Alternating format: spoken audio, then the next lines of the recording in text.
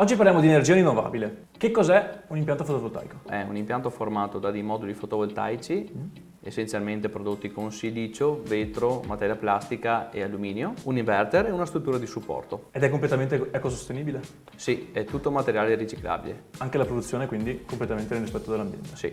Io imprenditore che voglio investire su questi impianti, perché dovrei farlo? Perché posso usufruire dell'energia autoprodotta dall'impianto fotovoltaico per alimentare la mia produzione. Visto che la produzione 90 su 100 è di giorno, nello stesso momento in cui sto producendo anche energia elettrica. È possibile accumularla questa energia? Se ne fai di più? Sì, è possibile accumularla, è una tecnologia in evoluzione, altrimenti si rimette in rete, quindi si rivende al gestore di rete con un compenso economico. Vita hanno gli impianti fotovoltaici?